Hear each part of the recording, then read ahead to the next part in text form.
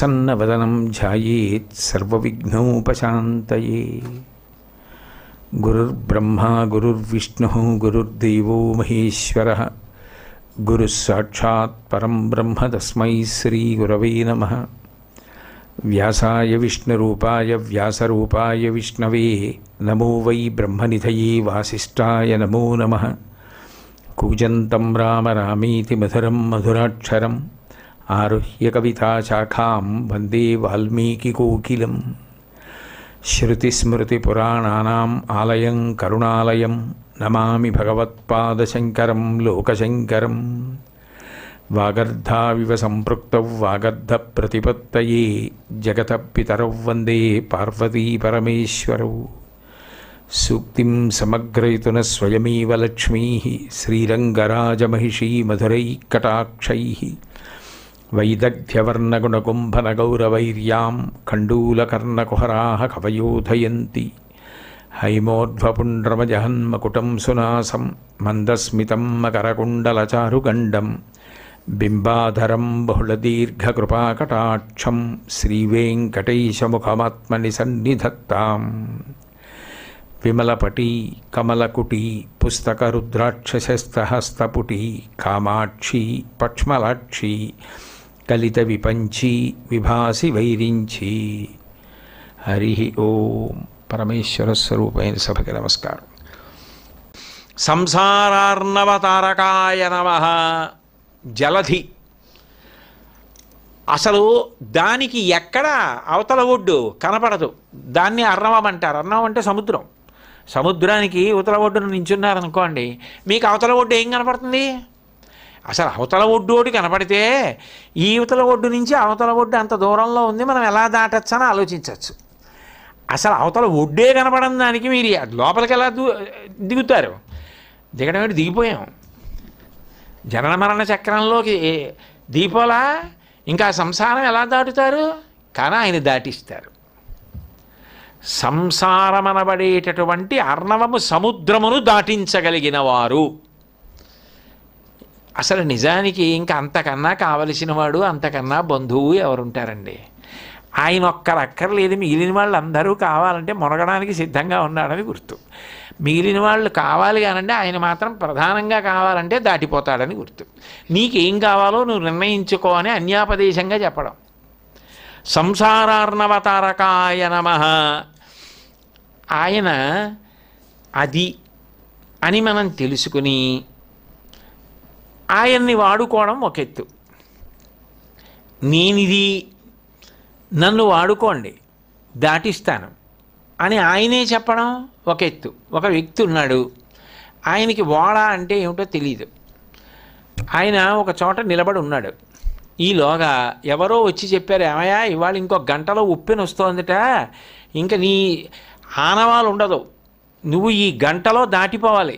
దాటిపోతే దాటిపో, కనీసం అదిగో అంత దూరం నువ్వు వెళ్ళిపోగలిగితే ఉప్పెన దాటి తట్టుకుంటే ఆ తర్వాత అవతల ఉండి చేరుతావు, ముందు వెళ్ళిపో అంటే. ఈయనకి ఎలా వెళ్ళిపోవాలంటే తెలియదు, ఓడ తెలియదు ఈయనకి. అలా ఓడ అన్నది ఒకటి ఉంటుందని తెలియదు.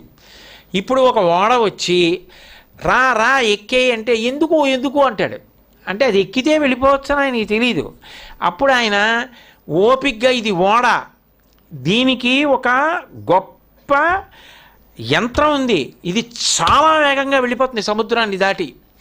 దీంట్లోకి నువ్వు ఎక్కేస్తే 2 గంటల తర్వాత కదా ఉప్పెన వస్తుంది. గంట తర్వాత ఉప్పెన వస్తే ఇలా ఉందిట అని నువ్వు తర్వాత వినాలి తప్ప అసలు దాని జాడ కూడా నీకు తెలియదు, అంత దూరం తీసుకుపోతుంది. రా ఎక్కువ అని చెప్పి ఆ ఓడ వైభవాన్ని ఆయనే చెప్పి ఓడ ఎక్కించుకుని తీసుకెళ్ళిపోయాడు అనుకోండి. ఓడంటే తెలియని వాడికి ఎంత అదృష్టం పట్టినట్టు. అలా వచ్చేస్తోంది ఉప్పెన అని సముద్రపుటొడ్డున నిలబడినటువంటి మనకి దాటించడానికి నేనున్నాను ఓడనని చిన్ముద్ర బట్టి చెప్తున్నారు. జ్ఞానముద్రని బట్టి 3టికి సాక్షిని చేస్తాను, పూర్ణత్వం ఇస్తాను, జీవబ్రహ్మైక్య సిద్ధిని కల్పిస్తాను, సమర్థుడైన గురువుని రండి నా చెంతకు, నా పాదములు నమ్మండి, నేను మిమ్మల్ని పైకెత్తుతానని చెప్తున్నారు. చిన్ముద్ర పట్టినటువంటి శంకర భగవత్పాదుల యొక్క లక్షణం మిమ్మల్ని తరింపజేయడానికి నేనున్నాను రండి అని.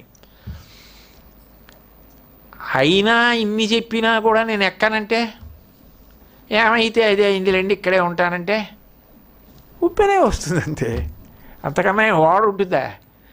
దానికోసం ఎందరో ఎదురు చూస్తున్నారు, వెళ్ళిపోతుంది. పడవెళ్ళిపోయిందిరా నరుడా పడవెళ్ళిపోయిందిరా అని ఏడవాలి తర్వాత. కాబట్టి ఆయన పట్టిన చిన్ముద్రే ఎందుకు, ఆయన ప్రబోధం అంతా అదే. కర్మ చెయ్యండి, కర్మ వదిలిపెట్టవద్దు. ఏదో నిత్యమధీయతాం తదిదితం కర్మస్వనుష్ఠీయతాం. కానీ కర్మలు చేయడం దగ్గర పుణ్యం చేశానా, పుణ్యం వచ్చిందా, సుఖపడతానా, స్వర్గలోకానికి ఎడతానా, వచ్చే జన్మలో ఈ పుణ్యం కలిసి వచ్చి బాగా డబ్బు ఉంటుందా, ఉంటే ఏం చేస్తావు? అప్పుడు మళ్ళీ ఖర్చు పెట్టడానికి ఏడవాలి. ఇప్పుడు ఉన్నది, ఇప్పుడు నీ దగ్గర 100 రూపాయలు ఉంటే ఖర్చు పెట్టడానికి బాధ, 1,00,000 రూపాయలు ఉంటే ఖర్చు పెట్టేస్తావా? 100 రూపాయలే ఖర్చు పెట్టలేని దానికి 1,00,000 రూపాయలు ఖర్చు పెట్టడానికి చెయ్యొస్తుందా? కాబట్టి ఇప్పుడు చేసిన దానికి అప్పుడు వచ్చేస్తే ఏం చేస్తావు? అప్పుడు ఈ 100కే ఏడుస్తున్న దానివి ఆ 1,00,000కి ఇంకా ఏడుస్తావు, ఇంకా ఎక్కువ బాధ. కాబట్టి పుణ్యం పుణ్యం అను కొంతవరకు మంచిదే. ఏదో చేయి చాపి బాధపడకుండా హాయిగా జీవితం ఉండాలి అన్న కోరిక వరకు ఉండవలసిందే, తప్పదు ఎవరికైనా. కానీ అసలు మోక్షం పొందడం అన్నది ఒకటి ఉంది కదా, శరీరం అన్నది లేకుండా ఉండాలన్న దానికి జ్ఞానం కావాలి కదా. వేదము దగ్గర ఆగకు, వేదము చివర ఉన్న దాని దగ్గరికి కూడా వెళ్ళు. వేదాంతము ఉపనిషత్. నేను మీతో చెప్పా, వేదమునకు ముందు సంహితాభాగం ఉంది, అంతా కూడా మంత్రభాగం. అది అన్వయంలోకి వస్తే బ్రాహ్మణం, కోరికల కోసమే యజ్ఞయాగాది క్రతువులు. అది దాటితే అసలు ఈ యజ్ఞం ఎందుకు, యాగం ఎందుకు? ఆరణ్యకం. అది కూడా దాటితే ఉపనిషత్తు. అసలు ఇక నువ్వు ఇటువంటి కోరికలు కోరవలసిన అవసరం లేకుండా సంసార భ్రాంతి పోయి జీవబ్రహ్మైక్య సిద్ధి కొరకు, శాశ్వత విముక్తి కొరకు, మోక్షమును ప్రసాదించగలిగిన జ్ఞానము ఎప్పుడప్పుడు తెలుసుకోవాలి. అది ఉన్నదని తెలుసుకుని అది నాకు ఎప్పుడు వస్తుందో అనిపించినా దానికోసం తాపత్రయపడినట్టే. అది ఎక్కడో మొదలైంది అనుకోండి, ఏదో ఎప్పుడప్పుడు అనుగ్రహింపబడుతుంది. అడిగిన దాన్ని ఈశ్వరుడు వదిలిపెట్టడం. కాబట్టి కర్మ ఒక్కటే కాదు, కర్మతో పాటు జ్ఞానము కలగాలి. ఇక శరీరము రాకూడదన్న తాపత్రయం కూడా ఉండాలి. మీరు అందుకే శంకర భగవత్పాదుల యొక్క వాంగ్మయాన్ని పరిశీలిస్తే కేవలముగా కర్మలు, కేవలముగా పుణ్యము, కేవలముగా ఏదో ఐశ్వర్య సంపత్తి ఇది ఒక్కటే మాట్లాడరు. దానితో పాటుగా మనుష్య జన్మలో పొంది తీరవలసిన అత్యంత ప్రయోజనకరమైన విషయములు ఏముంటాయో వాటిని ప్రార్థనలో అడుగుతుంటారు. అన్నపూర్ణ అని నేను అన్నాను అనుకోండి, ఏమిటి దాని అర్థం? ఆడ అన్నం పెడుతుంది, భోజనం పెడుతుంది. ఎవరైనా ఏమడుగుతారా అండి? అమ్మ ఈ పూట పెట్టాను, అమ్మ నేను మా వాళ్ళు అందరం బతికున్నంతకాలం కడుపు నిండా తినేటట్టుగా అనుగ్రహించని అడుగుతారు. ఎందుకంటే ఆవిడని అడిగితే ఆవిడ ఎప్పుడూ పెడుతుంది. ఈ పూట పెట్టేది కాదు, ఆవిడ ఎప్పుడూ పెడుతుంది. తల్లి ఎలా పెడుతుందో, భార్య ఎలా పెడుతుందో అలా పెడుతుంది ఆవిడ. తల్లి ఓ పూట పెడుతుందా? తల్లి తానున్నంతకాలం పెడుతుంది. భార్య ఎలా పెడుతుందా? ఓ పూట పెడుతుందా? తాను ఉన్నంతకాలం పెడుతుంది. అట్లాగే అన్నపూర్ణమ్మ ఆవిడ ఉన్నంతకాలం అన్న మాట అన్వయం అవుతుంది. ఆవిడ ఎప్పటికీ ఉంటుంది కాబట్టి ఎప్పుడూ పెడుతూనే ఉంటుంది. అలా పెట్టే అమ్మ దగ్గరికి వెళ్ళి అన్నం అందరూ అడుగుతారు. శంకరాచార్యులు వారు అన్నం ఒక్కటి పెట్టమని అడగలేదు. జ్ఞాన వైరాగ్య సిద్ధ్యర్థం భిక్షాం దేహీ చ పార్వతి అది అడిగింది శంకరాచార్యులు వారు. ఎందుకు అడిగారు? ఆయనకి లేక. కనీసం శంకరాచార్యులు వారు చేసిన అన్నపూర్ణాష్టకం అని కాశీ వెళ్ళి నేను చదివితే, అమ్మా ఈ అన్నం తింటే ఏమవుతుంది? ఈ శరీరం పెరుగుతుంది. ఎంత పెరిగినా ఏమవుతుంది? ఆఖరికి మట్టి అయిపోతుంది.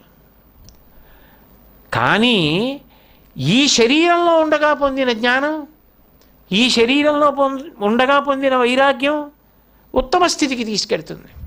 అందుకని ఇది పెరగడానికి అన్నం ఒక్కటే కాదమ్మా నేను అడిగేది. అన్నం పెట్టు, బలంగా ఉండాలి, చదవాలి, తెలుసుకోవాలి. అన్నంతో పాటుగా జ్ఞాన వైరాగ్యములు కూడా పెట్టు, నువ్వు పెట్టగలవు. అందుకని జ్ఞాన వైరాగ్య సిద్ధ్యర్థం భిక్షాం దేహీ చ పార్వతి. అప్పుడు సంసారార్ణవతారకాయ నమః. ఆయన ఇక్కడుండగా భోగాలు ఒకటి, ఇక్కడ తర్వాత వచ్చే భోగాలు కాదు ఆయన మాట్లాడింది. ఎందుకని అంటే మీరు ఒకటి బాగా గుర్తుపెట్టుకోండి, కర్మ సుఖము కొరకు చేయబడుతుంది. ఈ మాట మీరు బాగా పట్టుకోవాలి. ఏ కర్మ మనం చేసినా సుఖము కొరకు చేస్తాం. పాపం అవనివ్వండి, పుణ్యం అవనివ్వండి, మీరు చేసేదంతా సుఖం కోసమే. గోశాలకు వచ్చి కష్టపడ్డాం, గోశాలకు వచ్చి కష్టపడితే పుణ్యం వస్తుందండి, పుణ్యం వస్తే నేను నా పిల్లలు వంశం సుఖంగా ఉంటాం. సుఖం కోసం యజ్ఞం ఎందుకు? సుఖం కోసం పూజ ఎందుకు? సుఖం కోసం. శరీరం పడిపోతే ఈ పుణ్యం ఏం చేస్తుంది? స్వర్గలోకానికి పంపిస్తుంది, అక్కడ సుఖం. అప్పుడు ఆ పుణ్యం అయిపోతే మళ్ళీ వచ్చి ఇక్కడ పడిపోతావు, మళ్ళీ ఇక్కడ మళ్ళీ కర్మలు సుఖం కోసం, మళ్ళీ స్వర్గానికి వెడితే సుఖం, మళ్ళీ అయిపోతే మళ్ళీ కింద పడిపోవడం. కర్మ ఎప్పుడూ సుఖం. సుఖం కోసం ఎంతకాలం చేస్తావు, ఎంతకాలం తిరుగుతావు ఇలాగా. ఆ చేయడంలో ఎక్కడో అక్కడ నీడ పాపం కూడా చేస్తావు, అప్పుడు దుఃఖం కూడా వస్తుంది. అసలు ఈ స్థితి దాటిపోవాలంటే జ్ఞానం కావాలి. కాబట్టి కర్మ ఒక్కటి చెయ్యొద్దని నేను అన్నాను, కానీ ఇంకక్కడ ఆగిపోదామని అనుకోకు. అలాగని అయితే జ్ఞానం గొప్పది కదా అని కర్మ మానేస్తానంటావేమో. అసలు నీకు ఆ పాత్రతే రాదు. కర్మ చేయకపోతే పాత్రతే రాదు. కర్మ చెయ్యి, కానీ కర్మ దగ్గర ఆగిపోకు. పండు పిండక కాయక దొరకాయక పండు. కర్మ వదిలిపెట్టేసి కర్మలు ఎందుకండి, నేను జ్ఞాన మార్గం అండి, నేను పరిశీలిస్తానండి అంటే కుదరదు. అది ఎవరో మహాత్ములకి చెల్లింది, నీకెలా చెల్లుతుంది?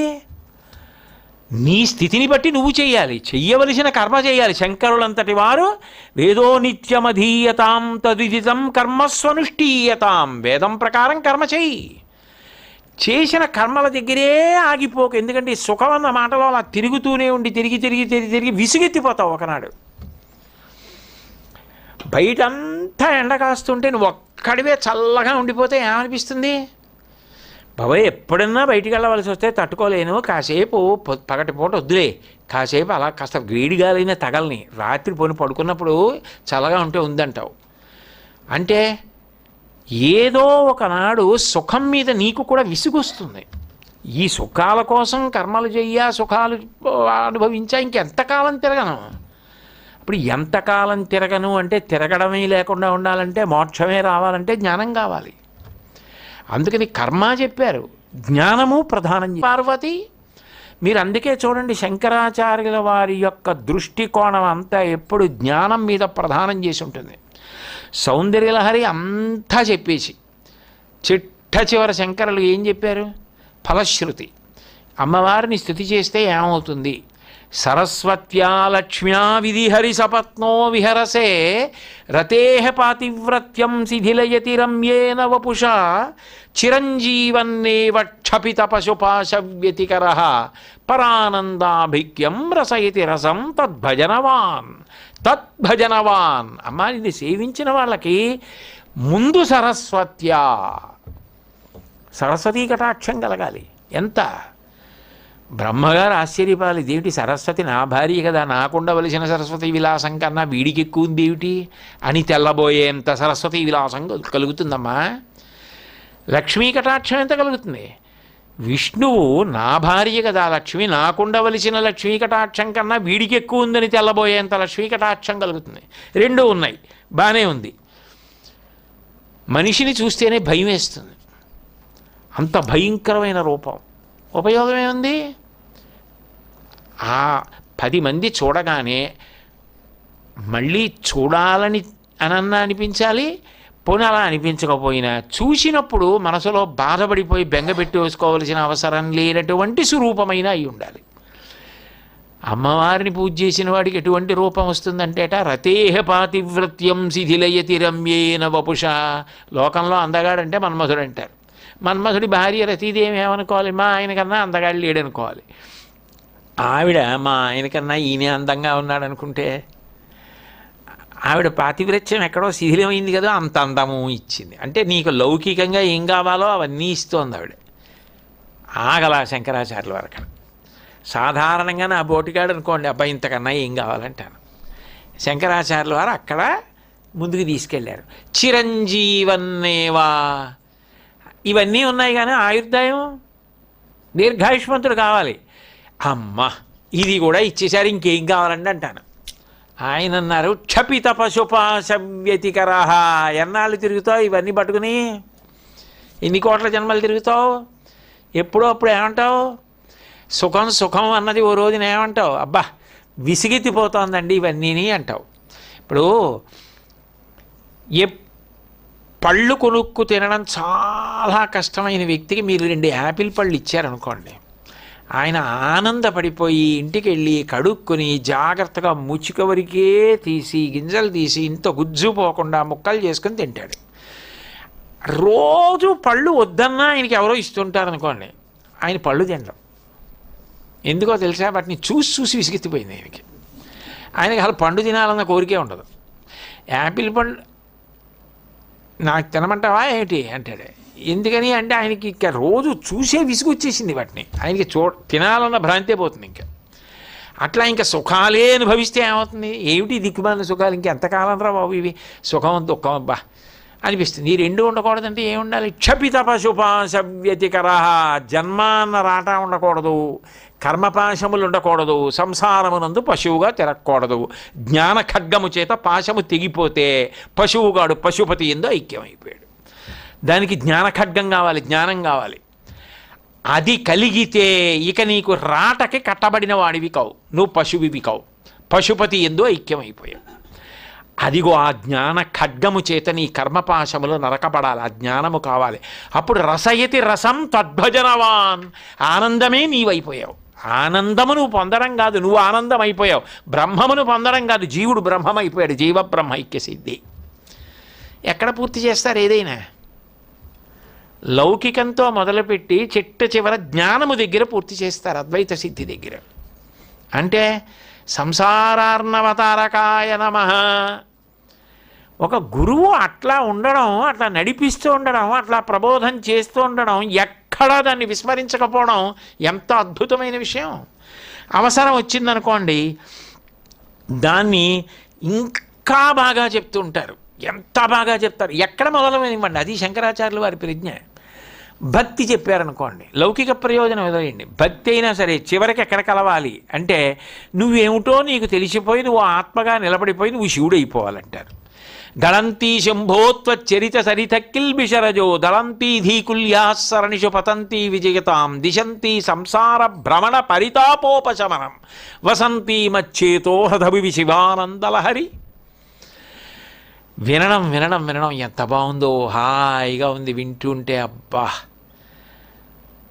బాగుంది బాగుంది బాగుంది దగ్గర ఆగిపోవడం కాదు, శివకథలు చెవి ద్వారా విన్నవి లోపలికి వెళ్ళి వెళ్ళి వెళ్ళి వెళ్ళి శివమైపోవాలి. శివా శివం, ఆయన గురించి ఒక రూపంగా ఆయన సాధించిన కథలు వినడం చేత కలిగిన ఆనందం చివరికి ఏమైపోవాలంటే నువ్వు శివుడైపోయి సంసార భ్రమణ పరితాపోపశమనం. జనన మరణ చక్రమునందు పునర్జన్మ, మళ్ళీ చావడం, మళ్ళీ పుట్టడం, పునరపి జననం పునరపి మరణం పునరపి జనని జఠరే చైనం ఏతం తారే బహుదుస్తారే కృపయాపారే పాహిమురారే అని పూర్తవ్వాలి. ఎక్కడ పూర్తి చేస్తారు ఏదైనా? అది శంకర భగవత్పాదుల యొక్క ప్రజ్ఞ. అందుకే ఆయన స్తుతి పాఠం చేశారనుకోండి, స్తుతి పాఠంలో కూడా ఆ విషయాన్ని వదిలిపెట్టరు. వదిలిపెట్టకుండా మీరు ఏ భగవత్ స్వరూపాన్ని స్తుతి చేస్తున్నారో అది అటువంటి ఆనంద స్థితి అంటారు, నిర్గుణంలోకి తీసుకెళ్ళిపోతారు. సగుణంతో మొదలు పెడతారు, ఒక రూపంగా మొదలుపెట్టి నిర్గుణంగా ప్రతిపాదన చేస్తారు.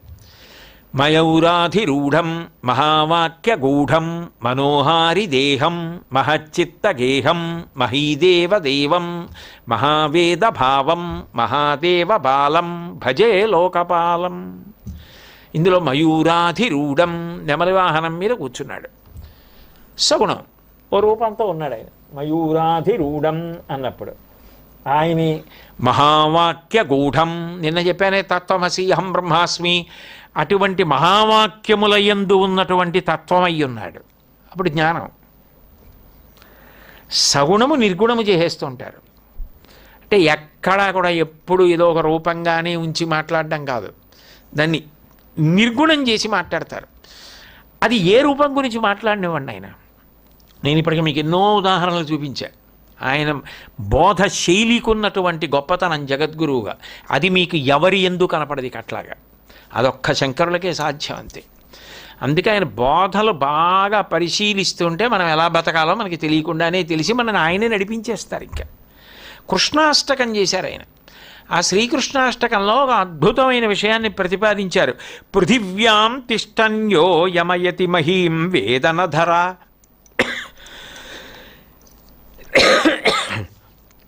యమిత్యాదౌ వేదో వదతి జగతామీశమమలం నియంతారం ధ్యేయం మునిసురనృణాం మోక్షదమసౌ శరణ్యో లోకేశో మమ భవతు కృష్ణోక్షి విషయ అన్నారు. అసలు ఆయన ప్రయోగాలు ఎవరు చేయలేరు కవిత్వంలో కూడా. అసలు ఆ ప్రయోగాలే అసాధారణంగా ఉంటాయి. ఆయన అంటారు, పృథివ్యాం తిష్టన్ యో యమయతి మహీం వేదనధర. ఏ అమ్మైనా వేదన పొందితేనే ఉద్ధరించే బిడ్డ. వేదన పొందకుండా బిడ్డ ఎక్కడి నుంచి వస్తాడు? అందుకే నందనుడు అంటారు. యశోదానందనం, దేవకీనందనం, కౌసల్యానందనం, సుమిత్రానందనం, నందనందనం. నందనం అంటే ఆనందింపచేయువాడు. కొడుకు ఆనందకారకుడు. ఆఖరికి మరణించే సమయంలో కూడాట తండ్రి కొడుకు తొడ మీద తలబెట్టుకుని మరణిస్తుంటే ఆ మృత్యు బాధకు కూడా ఉపశమనం కలుగుతుందన్నారు. పుత్రగాత్రం అంత గొప్పదన్నారు. కొడుకు శరీరాన్ని ముట్టుకుంటే చాలట తండ్రికి, ఆ పిల్లాడిని పట్టుకున్నాడు అనుకోండి అంత ఆనందం పొందుతాడు, ఏదో శాంతి పొందుతాడు. ఒక వయసు వచ్చేసిన తర్వాత వాడు ఉన్నాడని ఒక ధైర్యం కొడుక్కి, తండ్రికి.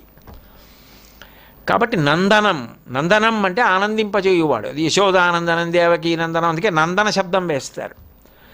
అటువంటి నందనుడు కలగడానికి వేదన ఉంటుంది ముందు.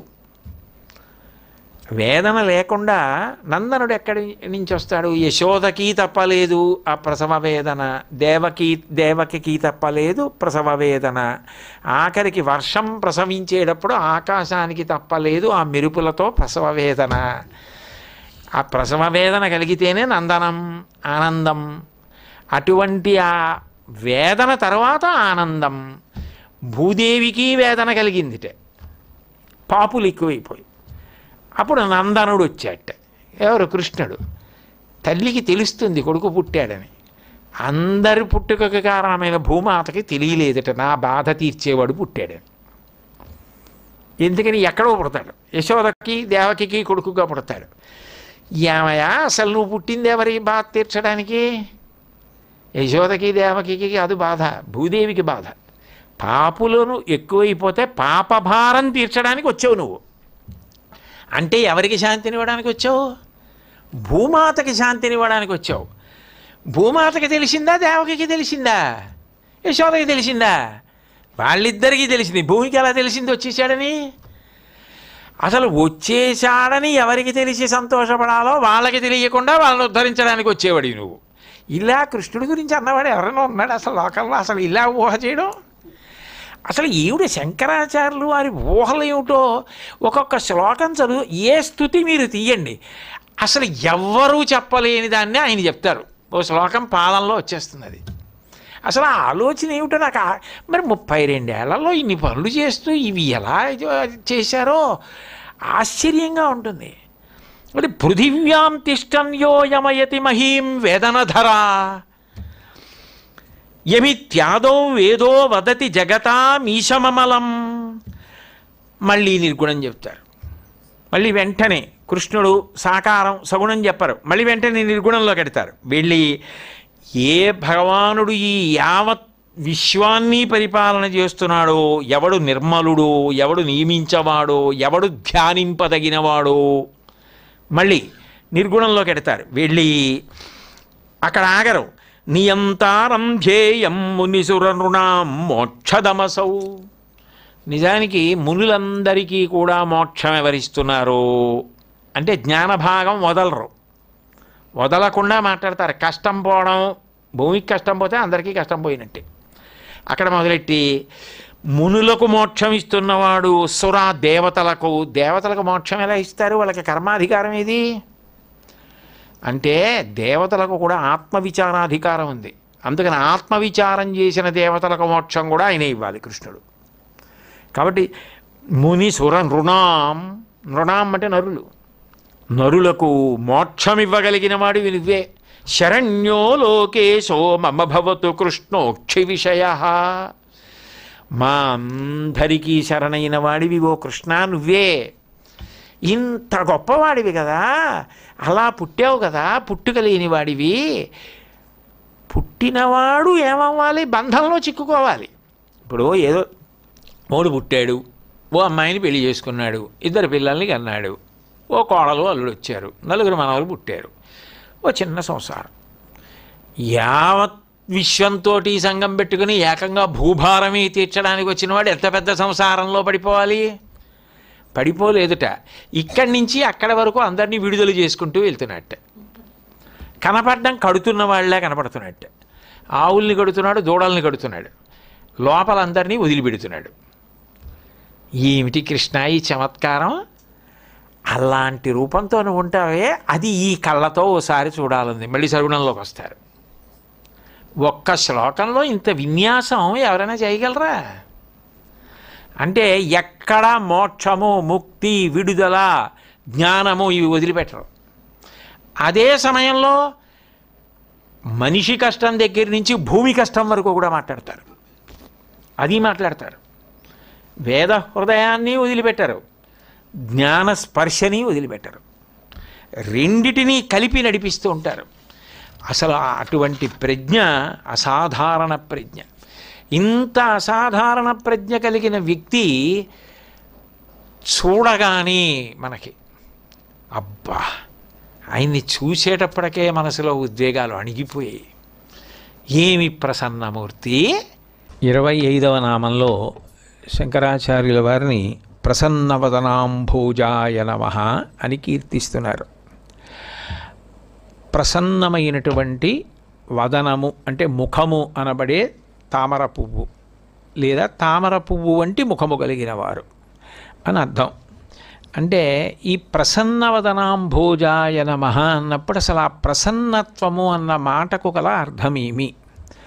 సరే, వదనమునకు, తామర పువ్వుకి, పాదాలకి, తామర పువ్వుకి, చేతికి, తామర పువ్వుకి పోలిక వేస్తూనే ఉంటారు. కానీ ప్రసన్నవదనాంభోజాయ నమః అన్నప్పుడు ప్రసన్నమైన వదనము గలవారు అంటే ఆ ప్రసన్నత్వము అన్న మాటకు ఉన్న అర్థమేమి? అది చాలా ప్రధానమైన విషయం.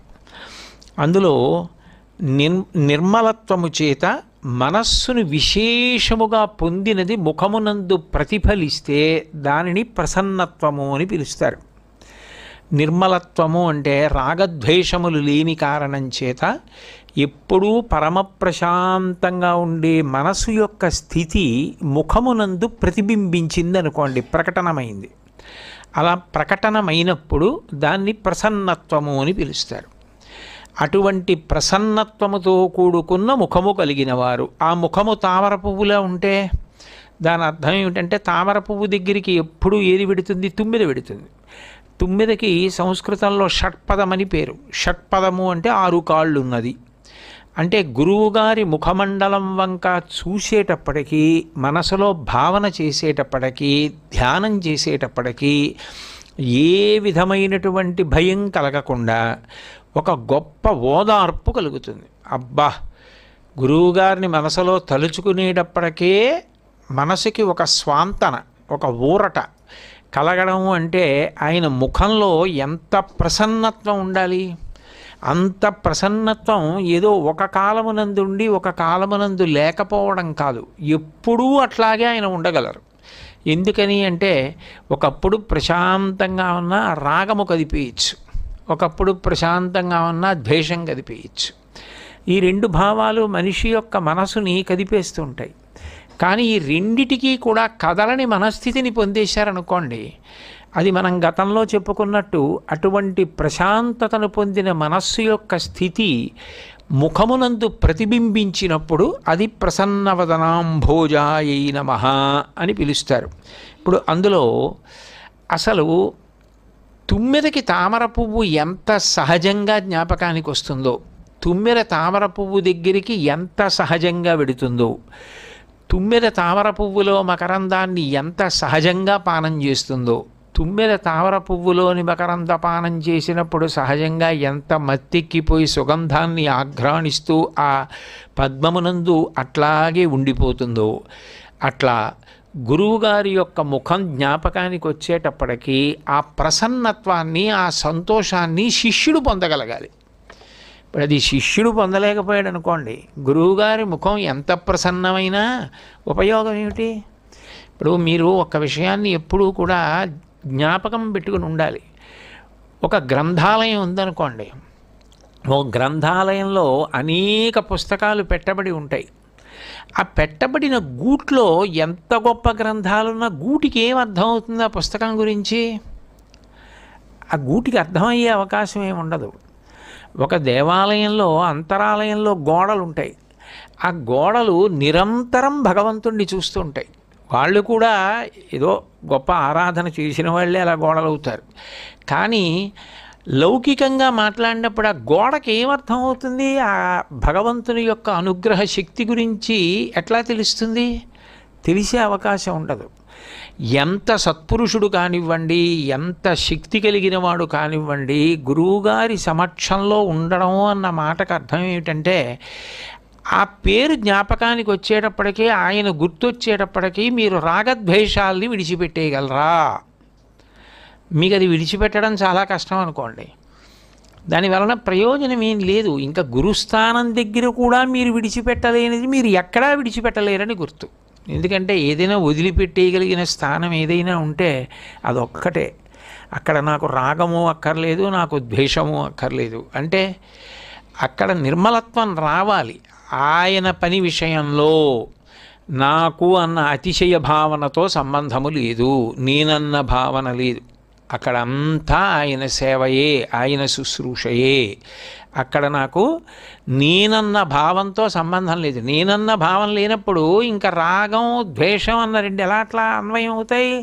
అప్పుడు గురువు అనబడేటటువంటి ముఖము సరోజమైతే మనం 9 అయ్యి మకరందపానం చేస్తున్నట్టు. అట్లా కాకుండా గురువుగారు ఎంత శక్తివంతులైనా కావచ్చు, శంకరాచార్యుల వారు ఎంత గొప్పవారైనా కావచ్చు, శంకరాచార్యుల వారి పుస్తకాలు పక్కన పెట్టు కూర్చున్నా, శంకరాచార్యుల వారి మూర్తి పక్కన కూర్చున్నా, ఇప్పుడు శిష్యుడికి ఒరిగేది ఏమిటి అంటే ఏం ఉండదు. ఎందుకు ఉండదు అంటే దాని యందు నీ మనసేమి లగ్నం అయింది? అప్పుడు నామాన్ని ఇటువైపు నుంచి అటువైపుకి చూసినప్పుడు వారు ఎంత ఉద్ధరించగలిగిన వారైనా వారి దగ్గర నిలబడినప్పుడు, వారి గురించి ఆలోచించినప్పుడు, వారిని ధ్యానము చేసినప్పుడు గురువు కాబట్టి బరువు, ఖచ్చితంగా వారు అనుగ్రహ శక్తి సంపన్నులు. కాబట్టి నేను ఆయన దగ్గర వినయ విధేయతలతో ప్రవర్తించాలి అన్న భావన శిష్యునికి అన్వయం కాలేదనుకోండి, ఇప్పుడు గురువుగారి వదనాంభోజాయ నమః అనడంలో అర్థమేమి ఉండదు ఇంకా కదా. అందుకని ఆయన ప్రసన్నత్వం ఆయనకి ఎప్పుడూ ఉంటుంది. మనమేమిటి పొందాం దానివల్ల? అలా అన్వయం చేసుకున్నప్పుడు మనం పొందవలసింది కూడా మనకి జ్ఞాపకానికి వస్తుంది ఆ నామంలో. కాబట్టి ప్రసన్నవదనాంభోజాయ నమః గురువుగారు జ్ఞాపకానికి వస్తే ఏం గుర్తొస్తుంది అంటే, గురువుగారు గుర్తొస్తే గురువుగారికి ఇన్ని ఇళ్ళున్నాయి, గురువుగారికి ఎన్ని పొలాలు ఉన్నాయి, గురువుగారు ఏం ఉద్యోగం చేశారు, గురువుగారు ఎవరితో మాట్లాడారు, గురువుగారు ఇవాళ ఎవరితో మాట్లాడలేదు, అది నీచ స్వభావం అన్నమాట. ఇంకా ఎంతకాలమైనా ఏమిటి అర్థమైందంటే, గురువుగారు ఇవాళ ఎవరితో 10 నిమిషాలు మాట్లాడారు, గురువుగారు 10 నిమిషాలు వాళ్ళతో మాట్లాడవలసిన అవసరం ఏమిటి, నీకెందుకు? ఆయన మాట్లాడారు, నీకేమిటి బాధ? ఆయనకి ఏదో మాట్లాడవలసిన అవసరం ఉంటుంది, ఆయన మాట్లాడతారు. ఆయన దగ్గర సేద తీరవలసిన వాళ్ళు ఎందరో ఉంటారు, వాళ్ళు సేద తీరుతారు. నువ్వెందుకు దానికి ఒళ్ళంతా దురదలు వచ్చేసి ఒళ్ళు గోకేసుకోవడం అంటే అర్థం లేని విషయం. ఎందుకు వస్తున్నావో, ఎందుకుంటున్నావో, ఏ రాగద్వేషాలు గెలిచావో, ఎవరి దగ్గర మసులుతున్నావో, ఎవరి గురించి ఏం ఆలోచించాలో ఏం అర్థం కాలేదు. అప్పుడు దాని వలన ప్రయోజనం ఏముంటుంది? ఇంకా ఏం ఉండదు. కాబట్టి గురువుగారు జ్ఞాపకానికి వస్తే రావలసింది గురువుగారి కోసం ఎవరు వచ్చారు, గురువుగారు ఎవరిని కలిశారు, ఇవి కాదు. గురువుగారు ఏం చెప్పారు గుర్తు రావాలి. గురువుగారు అంటేనే బోధ. ఆయన ఏది బోధ చేశారు, ఆయన మనకి చెప్పిన విషయం ఏమిటి, నిన్న చెప్పిన విషయాల్లో మనం బాగా జ్ఞాపకం పెట్టుకోవలసిన విషయాలు ఒక్కొక్కటిగా ఆయన ఏం చెప్పుకొచ్చారు, అందులో మనకి జ్ఞాపకం ఉన్నవిన్ని, ఏ విషయాన్ని మనం నిన్నటి దాని మొత్తం మీద మనం గుర్తుపెట్టుకోవలసింది, ఒక శ్లోకంలో గుర్తుపెట్టుకోవలసింది, ఒక పద్యంలో గుర్తుపెట్టుకోవలసినవి, ఆయన చేసిన అన్ని గ్రంథాలలోంచి మనం గుర్తుపెట్టుకోవలసిన విషయాలు ముఖ్యమైనవి ఎన్ని మనకి కంటగతమయ్యాయి, ఎన్ని ఆచరణలోకి తెచ్చుకునే ప్రయత్నం చేస్తున్నాం, ఎన్ని జ్ఞాపకం ఉంటున్నాయి, ఎన్ని ప్రార్థనలు ఆయన చెప్పినవి చేస్తున్నాం, ఎన్ని శ్లోకాలు వచ్చాయి. ఇది ప్రధానం. గురువుగారు జ్ఞాపకానికి వస్తే ఆయన బోధ జ్ఞాపకానికి వస్తుంది. మిగిలిన వాళ్ళు ఎవరైనా జ్ఞాపకానికి వచ్చారనుకోండి, మీకు అనుబంధ సంబంధంగా ఏమవుతుందంటే వెంటనే రాగమో ద్వేషమో కలిగి తీరుతుంది. అది అమ్మ అనివ్వండి ప్రేమ, నాన్నగారు అననివ్వండి ప్రేమ, ఎవరో అననివ్వండి రాగద్వేషాలు. గురువుగారు అనేటప్పటికీ రాగద్వేషాలు అన్వయం కాకూడదు. గురువుగారి పేరెత్తేటప్పటికి ఏం గుర్తు రావాలంటే వారి బోధ ఒక్కటే జ్ఞాపకానికి రావాలి. శంకరాచార్యుల వారు అని నేను అన్నాను అనుకోండి, శంకరాచార్యుల వారు ఏది బోధ చేశారు జ్ఞాపకానికి రావాలి. అప్పుడు శంకరాచార్యుల వారు అనేటప్పటికి ఆయన బోధ జ్ఞాపకం వస్తుంటే మన జీవితంలో మార్పు వస్తుంది. మన జీవితంలో మార్పు రావడానికి ఆయన బోధ జ్ఞాపకం రాకుండా అక్కర్లేనివన్నీ జ్ఞాపకం వస్తే ఉపయోగం ఏముంటుంది? అప్పుడు ఆయన ప్రసన్నవదనాం భోజాయ నమః ఆయన్ని పొగడ్డానికే కాదు, మనం ఎలా ఉండాలన్నది కూడా ఆ నామంలో అంతర్లీనమే. దాన్ని కూడా మనం పరిశీలించవలసి ఉంటుంది. అసలు నిజానికి దానినే ఆత్మశుశ్రూష అని పిలుస్తారు. ఒక గురువు విషయంలో ఇంకా అంతకన్నా చెయ్యగలిగిన శుశ్రూష ఏమీ ఉండదు. ఎందుకని అంటే గురువుగారు పిలిచి నా కాళ్ళట్టు, నా చేతులట్టు, మా ఇల్లుతుడు ఇవన్నీ ఆయనేం అడగరు. ఆయనేం చేయించుకోడు. ఆయన కోరుకునేదల్లా ఏంటంటే నేను మీకు చెప్పాలి, మీరు వినాలి, మీరు జ్ఞాపకం పెట్టుకోవాలి, మీరు వృద్ధిలోకి రావాలి. అదే గురువుగారు కోరుతారు. శంకరాచార్యుల వారి అవతారం దేనికి, ఎందుకు తిరిగారు ఆసేతు హిమాచల పర్యంతం, ఎందుకు చేశారన్ని గ్రంథాలు, ఎందుకు చేశారంత బోధ, ఎన్ని పుస్తకాలు మన దగ్గర ఉన్నాయి శంకరాచార్యుల వారివి, ఎన్ని చదువుతాను, కనీసం రోజుకొక్క పూట నేను చదివింది ఉందా, దాని వ్యాఖ్యానం ఏమైనా చదువుతున్నానా, ఏమైనా జ్ఞాపకం ఉంటుందా, కనీసం షట్పది స్తోత్రం ఒక్కటి జ్ఞాపకం ఉంటుందా, అది పరిశీలించుకుంటే అది ఆత్మశుశ్రూష. ఎందుకని? గురువు ఏకైక ప్రయోజనం ఉద్ధరణ, దాని కొరకు చేసిన బోధ. ఆ చేసిన బోధని ఎంత బాగా మీరు జ్ఞాపకం పెట్టుకున్నారో, ఎంత బాగా గుర్తు తెచ్చుకుంటున్నారో, ఎంత బాగా మాట్లాడుకుంటున్నారో, ఎంత బాగా అన్వయం చేసుకుంటున్నారో దానికే గురువు పరమ సంతోషాన్ని పొందుతారు. అది ఆత్మశుశ్రూష అవుతుంది. అసలు ఎప్పుడు శంకరాచార్యుల వారి గురించి మాట్లాడుకునేదే లేదు, శంకరాచార్యుల వారి గురించిన ఓ స్తోత్రం మాట్లాడేది లేదు, ఆయన గురించి చెప్పిన దాంట్లోంచి మళ్ళీ పునః పరిశీలనం చేసేది లేదనుకోండి, అప్పుడు ఏమిటి శంకరాచార్యుల వారు చాలా గొప్పవారండి అంటే ఏమిటి ప్రయోజనం? కాదు, ఆయన బోధలు మనం ఎంత పట్టుకోగలుగుతున్నాం అన్నది ప్రధానం. కాబట్టి ఆత్మశుశ్రూష జరగాలి అంటే గురువుగారి బోధ జ్ఞాపకం ఉంచుకొని మళ్ళీ పరిశీలించాలి. అప్పుడు అబ్బా ఏమి చెప్పారండి మహానుభావుడు, ఏమి చెప్పారండి ఆయన జ్ఞాపకానికి ఆయన జ్ఞాపకానికి వస్తే బోధ జ్ఞాపకానికి రావాలి, బోధ జ్ఞాపకానికి వస్తే ఆయన జ్ఞాపకానికి రావాలి. అది ప్రసన్నవదనాంభోజాయ నమః. నిజానికి భగవంతుని యొక్క అనుగ్రహం కలగడానికి తేలిక మార్గం ఏది అంటే గురుపాదముల యందు భక్తియే. ఈశ్వరుని యందు భక్తి కన్నా గురువు యందు ఎవరికి భక్తి ఉంటుందో వారికి భగవంతుడు చాలా తొందరగా లభిస్తాడు. అందుకే శంకర భగవత్పాద అని పేరు. శంకరాచార్యుల వారి పాదాలు పట్టుకుంటే ఆయన నా పాదాలే పట్టు కూర్చో అనరు. ఆయన పాదాలు మనం పట్టుకుంటే ఆయన మన చేతులు భగవంతుని పాదములకు అందించేస్తారు. ఎవరి పాదములు మనం పట్టుకుంటే భగవంతుడి పాదములు సులభముగా మనకు లభిస్తాయో ఆయనే భగవత్పాదులు. అటువంటి శంకరాచార్యుల వారి యొక్క పాదములు జ్ఞాపకం ఉండడం, ఆయన యొక్క ముఖం గుర్తుండడం, ఆయన యందు ధ్యాననిష్ట, ఆయన చేసిన బోధలు మనసులో ఎప్పుడూ తిరుగుతూ ఉండడం, ఆచరిస్తూ ఉండడం, గుర్తుపెట్టుకుంటూ ఉండడం, ఇవన్నీ కూడా ఈశ్వర కృపకు హేతువులు. అట్లాగే ఎన్ని ఉండనివ్వండి మిగిలినవి, అధికారం ఉన్నది, డబ్బు ఉన్నది, చదువు ఉన్నది అంటే ఏది చెప్పవలసి ఉంటుంది? మనిషి జీవితంలో ప్రధానంగా చెప్పబడేవి రెండు: సరస్వతీ కటాక్షం, లక్ష్మీ కటాక్షం. లక్ష్మీ కటాక్షం ఎంత ఉండనివ్వండి, గురువుగారి పాదముల యందు భక్తి లేనప్పుడు ఎంత లక్ష్మీ కటాక్షమున్నా నీ జీవుడికి అక్కరకొచ్చేది లేదు. ఆఖరణ నువ్వు పట్టుకెళ్ళేది అన్నది ఏదీ ఉండదు. చివరికి ఆఖరిసారి దింపినప్పుడు ఒంటి మీద బట్ట కూడా తీసేసి కేవలంగా శరీరాన్ని ఒక్కదాన్ని ఎక్కిస్తారు, కట్టెల మీదకి ఎక్కించి అగ్నిహోత్ర సంస్కారం చేసేస్తారు. బట్ట కూడా పట్టుకెళ్ళేది లేదు. ఆఖరికి ముక్కు పుడక ఉండిపోతే బలవంతంగా ముక్కు పుడక కూడా తీసేసే ప్రయత్నం చేస్తారు. ఎలాగో పోయారు కదండి, ఇది రావట్లేదు, చిన్న ముక్కే కదా, కొంచెం కోసి తీసేద్దామా అంటారు. ఎందుకని అంటే అలా ఉంటుంది ప్రవర్తన. అయినప్పుడు మనిషికి ఎంత లక్ష్మీ కటాక్షం కాదు, నాకెంతుంది అన్నదాంతో సంబంధం లేదు, నాకు గురుభక్తి ఎంతున్నది అన్నదే ఆఖరణ జీవుణ్ణి ఉద్ధరించేది. అది అత్యంత ప్రధానం. శంకర భగవత్పాదులే ఈ మాట అంటారు. మనం ప్రతిరోజు మహాస్వామి వారి దగ్గర చదువుతాం. శరీరం స్వరూపం తథా వా కళత్రం యశశ్చారు చిత్రం ధనం వీరుతుల్యం మనశ్చేన్నలగ్నం గురోరంఘ్రిపద్మే తథకిం తథకిం తథకిం తథకిం. 4 మాటలు అడిగారు శంకరాచార్యుల వారు. ఏమిట్రా ప్రయోజనం, ఏమిటి ప్రయోజనం, ఏమిటి ప్రయోజనం, ఏమిటి ప్రయోజనం? లక్ష్మీ కటాక్షం చెప్తున్నారు. శరీరం స్వరూపం, చాలా గొప్ప అందమైన శరీరం. తథా వా కళత్రం, అటువంటి గొప్ప రూపం కలిగిన భార్య.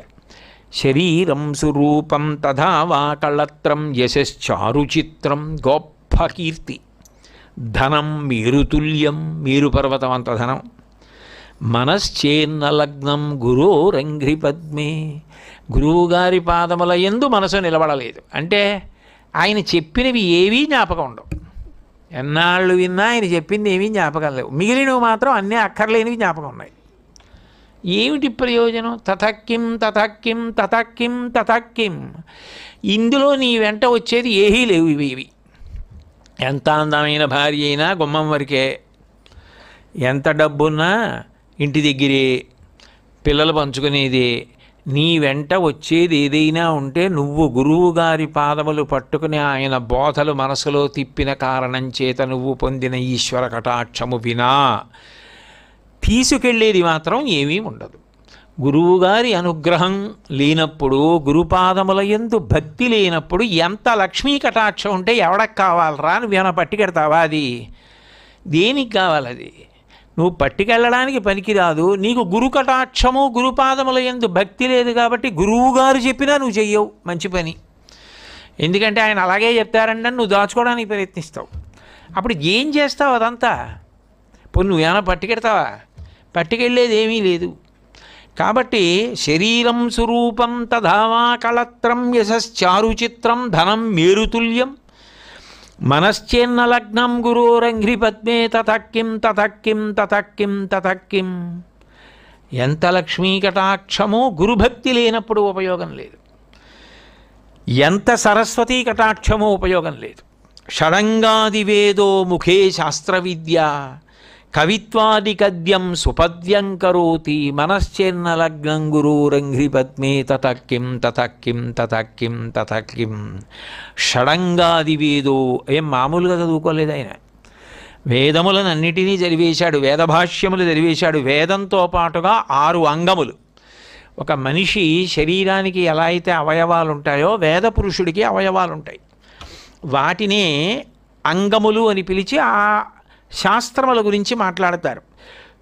వేదపురుషుడికి ముక్కు శిక్షాశాస్త్రం, వేదపురుషుడి యొక్క నోరు వ్యాకరణం, వేదపురుషుడి యొక్క చెయ్యి కల్పం, వేదపురుషుని యొక్క పాదం ఛందస్సు, వేదపురుషుని యొక్క చెవి నిరుక్తం, వేదపురుషుని కన్ను జ్యోతిష శాస్త్రం. ఈ 6టితో కలిపి వేదములను చదివాడంటే ఎంత సరస్వతీ కటాక్షం ఉంది. షడంగాదివేదో ముఖే శాస్త్ర విద్య, శాస్త్ర విద్య అంతా నోట్లో ఉంది. కవిత్వాది గద్యం సుపద్యం కరోతి, గొప్ప కవిత్వం చెప్తాడు, గొప్ప కవిత్వం చేస్తాడు. అయితే మాత్రం ఎవడకు కావాలరా అన్నారు శంకరాచార్యులు వారు. ఇవన్నీ ఏం చేస్తాయి, ఏం అక్కడికి వస్తాయి నీకు? ఈ చేసిన కవిత్వము, నువ్వు రాసిన పుస్తకాలు ఏం వస్తాయి నీతో? గురువుగారి పాదముల మీద నీకు ఉన్న భక్తి ఏదో అదే నీకు అక్కరకు వస్తుంది. అది నిన్ను గట్టెక్కించేస్తుంది. ఎందుకని? భగవత్ స్మరణ ఏమో చాలా కష్టం, గురుస్మరణ తేలిక. ఆయన కూడా మనలాంటి మనిషే కదా. గురువుగారి మీద నిరతిశయ ప్రీతి ఉందనుకోండి, ఏది ఏమైపోనివ్వండి, ఆయన విషయంలో నాకు భిన్నమైన ఆలోచన ఉండే అవకాశం లేదు. ఆయన పవిత్రమూర్తి, నిజంగా ఆయన అవునో కాదో దేవుడికి ఇరికే. మన నమ్మకం అలా ఉంటే గురువుగా ఈశ్వరుడు అనుగ్రహిస్తాడు. కాబట్టి గురుధ్యానమే ఈశ్వర ధ్యానము. గురుర్బ్రహ్మ గురుర్విష్ణు గురుర్దేవో మహేశ్వర గురు సాక్షాత్ పరం బ్రహ్మ తస్మై శ్రీ గురవే నమః. కాబట్టి ప్రసన్నవదనాంభోజాయ నమః అంటే మనం ఆయన యొక్క ధ్యానము ఎంత బాగా చెయ్యాలి, ఆయన బోధలను ఎంత బాగా పట్టుకోవాలి అన్నది కూడా అన్యాపదేశంగా చెప్పబడిన విషయమే. దానికి అనుకూలంగా ఆయన అంత ప్రసన్నత్వంతో కూర్చుని ఉన్నారు. ఆ నిర్మలత్వం ముఖంలో ప్రస్ఫుటంగా కనపడుతోంది. గురు ధ్యానము ఎంత గొప్పదో, గురువుగారిని ఒక్కసారి మనసులో స్మరించడం ఎంత గొప్పదో దక్షిణామూర్తిని అడ్డుపెట్టి శంకరాచార్యుల వారు చెప్తారు. దక్షిణామూర్తి మీద ఆయన వర్ణమాలా స్తోత్రము అని ఒకటి చేశారు. అది దక్షిణామూర్తి మంత్రం ఏదైతే ఉంటుందో అందులో ఉన్న అక్షరాలు ఆ స్తోత్రంలో ప్రతి శ్లోకానికి ప్రారంభాక్షరాలుగా వస్తాయి. అది రోజు చదువుకున్నారనుకోండి దక్షిణామూర్తి మంత్రం చేసేసినట్లు. అటువంటి దక్షిణామూర్తి వర్ణమాలా స్తోత్రంలో ఒక శ్లోకంలో శంకరాచార్యులు వారు అంటారు, నమ్రాంగాణాం భక్తిమతాం యః పురుషార్థాన్ దత్వా క్షిప్రం హంతి చ తత్సర్వవిపత్తీః పాదాంభోజాధస్త నితాపస్మృతిమీశం తం ప్రత్యంచం దక్షిణవక్త్రం కలయామి అంటారు. దక్షిణామూర్తిని మనసులో స్మరించడం, ధ్యానం చేయడం అలవాటైతే ధ్యానమునకు అత్యంత యోగ్యమైన మూర్తిగా దక్షిణామూర్తిని చెప్తారు. దక్షిణామూర్తి ధ్యానం రోజు ఒకసారి దక్షిణామూర్తి చిత్రపటం వంక చూడడం కూడా అంత మంచిది అంటారు. దక్షిణామూర్తి మనసులో నిలబడిపోయి పటం అవసరం లేకుండా రోజు మీరు దక్షిణామూర్తిని ధ్యానం చేయగలిగారనుకోండి, అది విశేషమైన అనుగ్రహం ఇస్తుందంటారు. అసలు నిజానికి లోకంలో ధ్యానమునకు అత్యంత గొప్పదైన మూర్తుల్లో మొదటిది దక్షిణామూర్తి, రెండవది కృష్ణ పరమాత్మ యొక్క మూర్తి. ఆవు వెనకాతలకు ఉండి పాదాన్ని నాకుతుంటే ఒక పాదం కింద పెట్టి ఒక పాదం ఇలా ఎత్తి ఉంటారే, ఎడం పాదం మీద నిలబడి కుడి పాదం ఎత్తి ఉంటారు. అలా ఎత్తి ఉన్నటువంటి మూర్తి ఒక్కొక్క చోట బొటనవేలు మీద నిలబడి ఉంటారు. అది మరీ ఆశ్చర్యంగా ఉంటుంది. బొబ్బిల్లో వేణుగోపాలస్వామి దేవాలయం ఉంది.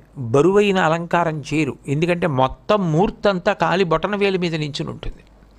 ఎక్కువ బరువైంది చేస్తే ఇబ్బందని బొబ్బిలి రాజులు తర్వాత మనం భగవంతుణ్ణి ఇలా సేవించగలగాలి అని కృష్ణ పరమాత్మ మూర్తి పక్కన రాజులు తమ మూర్తులను ప్రతిష్ఠించేసుకున్నారు. వాళ్ళిద్దరూ మహారాజులు దీపాలు పట్టుకుని నిలబడి ఉంటారు కృష్ణ పరమాత్మకు అటు ఇటు. అంటే అంత గొప్ప ధ్యానమూర్తి కృష్ణ పరమాత్మ, త్రిభంగి స్వరూపం. అట్లాగే దక్షిణామూర్తి చాలా చాలా గొప్పది ధ్యానానికి. అటువంటి దక్షిణామూర్తి యొక్క ముఖం కూడా అంతే, అంభోజ, తామర పువ్వు ఎలా ఉంటుందో అట్లా ఉంటుంది. అది చాలా తేలికగా మనసు పెట్టడానికి యోగ్యమైనటువంటి మూర్తి. ఆయనకి ధ్యానం చేసి ఒక్కసారి ఆయనకి ఎవరు నమస్కారం చేస్తున్నారో నమ్రాంగాణాం భక్తిమతాం యః పురుషార్థాన్ దత్వా, ఆయన దగ్గర ఆయన్ని చూడగానే సంతోషంతో ఎవరు వంగి నమస్కారం చేస్తున్నారో వాళ్ళకి పురుషార్థములను గురువుగారు ఇస్తారన్నారు. ఎంత గంభీరమైన మాటలండి అసలు శంకరాచార్యులు వారు వేసేవి. పురుషార్థములను ఇచ్చేస్తారన్నారు. పురుషార్థములలో నాలుగోది ఏమిటి? మోక్షం. అది వదిలిపెట్టరు శంకరాచార్యులు వారు. మొదటిది ఏది? ధర్మం. మనకు కావలసినవేవి? అర్ధకామాలు. అందుకని నీకు కావలసినవేమీ ఎక్కడికి పోవు, కాకపోతే అవి ధర్మంతో ముడిపడతాయి. ధర్మము చేత అర్థము ముడిపడుతుంది, ధర్మము చేత కామము ముడిపడుతుంది. ఈ రెండూ ముడులు పడితే మన కర్మల యొక్క ముడులన్నీ విడిపోతాయి. ధర్మబద్ధమైన అర్థము, ధర్మబద్ధమైన కామము సమస్త కర్మపాశములు తెగిపోవడానికి కారణం, అంటే జ్ఞానావిర్భావమునకు కారణం. తత్కారణము చేత మోక్షం వస్తుంది. అంటే నువ్వేం చేయాలి? గురువుగారి పేరు చెప్పేటప్పటికి ఒంగోవడం, ఆయనకి నమస్కారం చేయడం, ఆయన యందు ఆ భక్తి, ఆ ప్రేమ, ఆయనని చూసేటప్పటికి ఆయన బోధ జ్ఞాపకం రావడం నీకు అలవాటైతే చతుర్విధ పురుషార్థములను ఆయన ఇచ్చేస్తారు.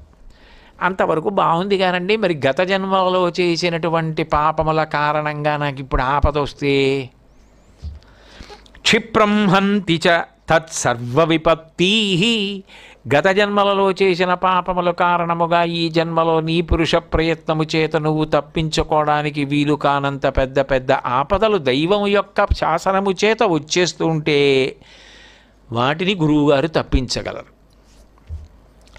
కాబట్టి క్షిప్రం, అందులో అనుమానం లేదు, ఉత్తర క్షణంలో తీయగలరు. గురువు అనుగ్రహం, ఈశ్వరానుగ్రహం అంతే.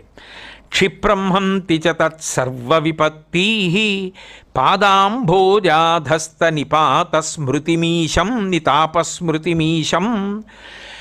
ఎవరు అట్లా ఆయనని ధ్యానం చేస్తున్నారో వాళ్ళ అజ్ఞానాన్ని ఆయనే తీసేస్తాడు. ఇప్పుడు అన్నం వండుకునేవాడు ఏం చేస్తాడు? బియ్యం కడుగుతాడు, ఏదో బియ్యం గిన్నెలో పోస్తాడు, ఓ డబ్బా పోస్తే 2 డబ్బాలు నీళ్లు పోస్తారు, పోసి గిన్నెలో పెట్టి కుక్కర్లో పెట్టి అదేదో ఆ రబ్బర్ది పెట్టి జాగ్రత్తగా 2 కలిపి పెట్టామా లేదా చూసి పైన బరువు పెట్టి వదిలేస్తే అన్నం వండుతారా? కింద అగ్నిహోత్రం పెట్టాలి. పెడితే లోపల ఉన్న ప్రతి బియ్యపు గింజ మెతుకైపోయిందా లేదా అస్తమానం మూత తీసి చూడక్కర్లేదు, ఉడికిపోయిందని అది కూత కూస్తుంది కాదు. అప్పుడు అన్నం అయిపోయిందని చెప్పి ఏం చేస్తారు? అగ్ని నిరసనం చేసి కొంచెం చల్లారిన తర్వాత జాగ్రత్తగా మూత తీస్తే వేడి అన్నం భర్తకి వడ్డించేస్తారు. కాబట్టి ఆయన ఏం చేస్తారు అంటే భక్తుల అజ్ఞానమును పారద్రోలుతారు. అన్నీ తీసుకెళ్ళి గిన్నెలో పెట్టేస్తే అగ్నిహోత్రం అన్నం వండేసినట్టు ఆయన మీద భక్తి మనకుంటే ఆయనే మనకి అజ్ఞానాన్ని తీసేస్తాడు. అట్లాంటి దక్షిణామూర్తి ఉన్నారే, ఆయన మనకి ఎదురుగుండా ఒక రూపంతో కనపడుతున్నా తం ప్రత్యంచం దక్షిణవక్త్రం కలయామి. ఆయన ఈ ప్రపంచమున కన్నా వేరుగా ఉండేవారు సుమా. ప్రపంచమునందు అంతర్భాగం మాత్రం కారు సుమా దక్షిణామూర్తి అని చెప్పడం. అంటే ప్రసన్నవదనాంభోజాయ నమః అంటే నువ్వు ఆశ్రయించడానికి ఇంకా అంతకన్నా ప్రసన్నంగా, అంత తేలికగా, అంత హాయిగా నువ్వు ఏ బెంగ పెట్టుకోకుండా వెళ్ళి కూర్చోవచ్చు. అంటే ఇప్పుడు వెళ్ళి కూర్చుంటాను కానండి, నేను ఎట్లాంటి వాడినో తెలిసేసుకున్న తర్వాత నేను చెప్పక్కర్లేదుగా. ఆయన చూస్తే పట్టుకోలేరేంటి? నన్ను చూసి నా సంగతి ఏమిటో ఆయనకి తెలిసిపోగానే భ్రుకుటి ముడిపడిపోయి చిటపటలు ఆడతారా? అలా ఉండదబ్బాయి. ఆయనకి రాగద్వేషాలు ఉండవు. ఆయన చేసేది ఏమిటి అంటే ఉద్ధరణ ఒక్కటే. ఆయన నిన్ను ఏమీ పాడు చేయరు. ఇంకా భగవంతుడు కూడా కర్మఫల ప్రదాత కాబట్టి అబ్బాయి ఎందుకు తప్పు చేశావు ఇలా వేలు చూపిస్తాడేమో. గురువు అట్లా చూపించరు. గురువు అంటే క్షమించుట. ఆయనకి తెలిసున్న ఒకే ఒక విద్య ఏమిటంటే మళ్ళీ తప్పు చేయకుండా చూడడానికి కోపం నటించడమే తప్ప లోపల ప్రేమైకమూర్తి, కరుణ కలిగిన వారు, అది ఆయన ప్రసన్నత్వం అని చెప్పడానికి అంత అద్భుతమైనటువంటి నామాన్ని అన్వయం చేసి ప్రసన్నవదనాంభోజాయ నమః అని పిలిచారు. మంగళాశాసనపరై మదాచార్య పురోగమై సర్వైశ్చ పూర్వైరాచార్యై సత్కృతాయాస్తు మంగళం. మంగళం కోసలేంద్రాయ మహనీయ గుణాత్మనే చక్రవర్తి తనూజాయ సర్వభౌమాయ మంగళం. ఉమాకాంతాయ కాంతాయ కామితార్థప్రదాయినే శ్రీగిరీశాయ దేవాయ మలినాథాయ మంగళం. సర్వం శ్రీ ఉమామహేశ్వర పరబ్రహ్మార్పణమస్తు. స్వస్తి.